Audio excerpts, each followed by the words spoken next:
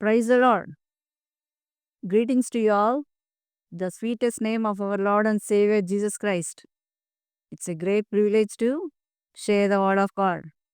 ప్రభు అయిన యేసుక్రీస్తు నామంన మీ అందరికీ శుభములు తెలియజేస్తున్నాను. Those who are celebrating birthdays and wedding days, I wish you many more happy returns of the day. Now we will read Bible in English.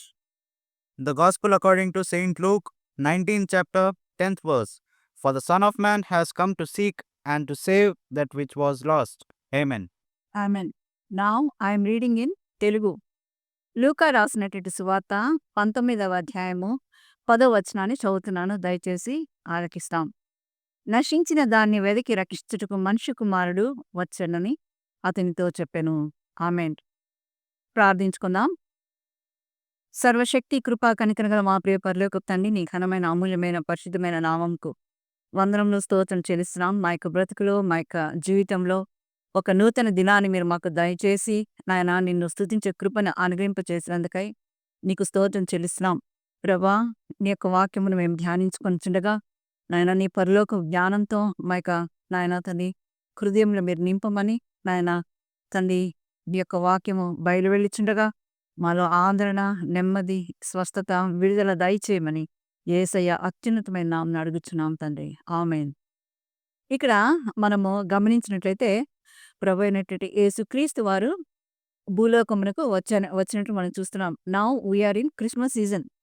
అందరూ చాలా సంతోషంగా Christmas సంబరాలు ఈ యొక్క మంత్ అంతా కూడా మనం జరుపుకుంటున్నాం. అదేవిధంగా యేసు ప్రభు వారు ఈ లోకమునకు ఎందుకు వచ్చారు? నశించిన దాన్ని వెదకి రక్షించుటకు ఈ లోకమునకు వచ్చారు. అందుకే మనము గమనించినట్టయితే ప్రభు అయినటువంటి యేసుక్రీస్తు వారు భోజనమునకు కూర్చున్నప్పుడు తన శిష్యుని ఇంట భోజనంకు కూర్చున్నప్పుడు సమరయ స్త్రీ అయినటువంటి మగ్దలేన మరియ యేసు ప్రభు వారి దగ్గరికి వచ్చింది. అప్పుడు అందరూ అనుకుంటారు, ఈయన పరిశుద్ధుడు కదా, ఆమె అపవిత్రురాలు.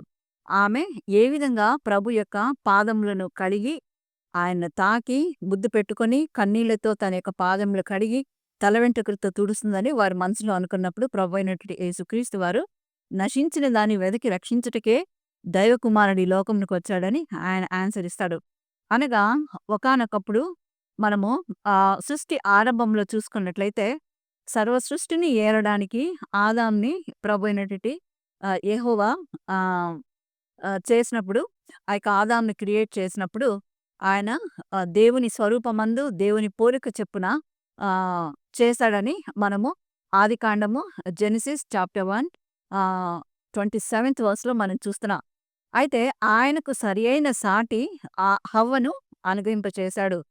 ఆమె ప్రభు వారిద్దరికి ఒక కండిషన్ పెట్టాడు. మీరు జీవ వృక్షమును ఆ యొక్క పండ్లను తినవచ్చు, మిగతా యొక్క ఏదేని తోటలో ఉన్నటువంటి ప్రతి ఒక్క ఫలమును మీరు తినవచ్చు, అన్నిటినీ మీరు ఏలుతారు కాబట్టి ఆ యొక్క జీవవృక్ష ఫలములను తినమంటాడు.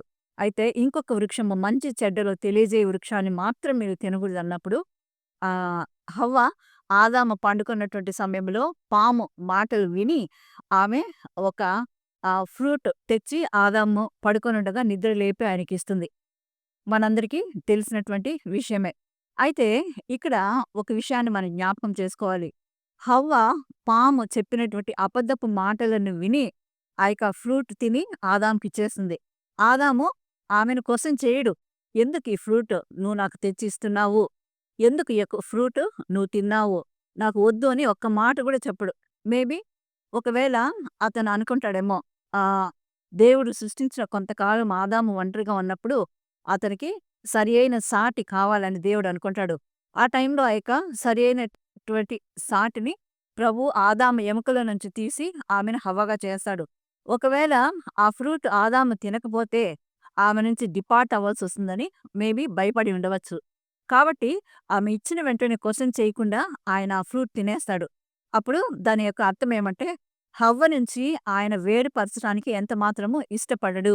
ఆయన యొక్క ఫ్రూట్ తినకపోయినట్లయితే ఈయన పరిశుద్ధుడుగా ఉంటాడు, హవ్వ పాపంతో ఆమె నశించిపోతుంది. కనుక ఆయన చనిపోయినా లేకపోతే జీవించిన హవ్వతోనే జీవించాలని అనుకుంటాడు కాబట్టి ఆయన ఆ ఫ్రూట్ తింటాడు. అది అక్కడి నుంచి స్టార్ట్ అయినటువంటి పాపము మనము అనేక జనరేషన్ దాటిపోతుందనమాట. జనరేషన్స్ అన్నీ ఓల్డ్ టెస్టమెంట్‌లో అనేక మంది ప్రాఫెట్స్ వస్తారు. ఆ యొక్క పాప క్షమాపణ తొలగించటానికి అనేక మందిని దేవుడు పంపిస్తాడు ప్రాఫిట్స్‌ని. అయితే ఎవరి వలన కూడా రక్తము చిందించకుండా బలుల వలన, అర్పణల వలన ఈ యొక్క పాపం అనేది హరించదు కనుక ప్రభువైనటువంటి యెహోవా ఆయన తన సొంత కుమారుడైనటువంటి యేసు ప్రభువారిని ఈ యొక్క భూలోకమునకు ఆయన పంపిస్తాడు. ఆయనకున్నటువంటి మహిమ ప్రభావములన్నిటిని వదిలి భూమి మీదికి తన యొక్క సంఘమైనటువంటి వధువు కొరకు ఆయన వస్తాడనమాట. కనుక ఆదాము వదలినటువంటి ఆ యొక్క స్త్రీ పాపము వ్యాపించినందున ఇక్కడ యేసు ప్రభువారు ఆ యొక్క పాపము తొలగించడానికి కళంకమైనను మచ్చ అయినను మరి ఏదైనను అటువంటి పాపమును ప్రభువైనటువంటి యేసుక్రీస్తు ఈ యొక్క సంఘమునకు లేకపోతే ఆ యొక్క చర్చ్‌కి ఉన్నటువంటి ఆ యొక్క మచ్చను, డాగును, కళంకమును తీసివేయాలనేటువంటి మంచి మనసుతో ఆయన పరమును వీడి ఈ లోకమునకు వచ్చి సంఘము కొరకు ఆయన బలి అవుతాడు. తన యొక్క కాబోయే భార్య కొరకు తన్ను తాను బలిగాను, అర్పణగాను చేసుకొని ఆమె కొరకు ఆయన రక్తము చిందించి, ఆయన మరణించి, తిరిగి లేచి ఆయన తన యొక్క సంఘమును పవిత్రపరుస్తాడు. ఆ యొక్క సంఘమే ఈరోజు నీవు నేనుగా ఉంటున్నాం. ఆదాము ఎంతగానో ప్రేమించినటువంటి తన యొక్క భార్యను క్రీస్తు కూడా ఇంకా ఆయన అతి ఎక్కువగా ప్రేమించాడు. ఆదాము ప్రాణం ఇవ్వలేదు కానీ యేసుక్రీస్తు తన యొక్క భార్య అయినటువంటి సంఘము కొరకు ప్రాణమును సజీవంగా ఆయన అర్పించి సిలువలో త్యాగమై ఆయన మరణించి తిరిగి లేచి ఆమె కొరకు స్థలం సిద్ధపరుస్తున్నాడు పరలోకములో. నా తండ్రి ఇంట అనేకమైన నివాస స్థలములు కలిగి ఉన్నాయి.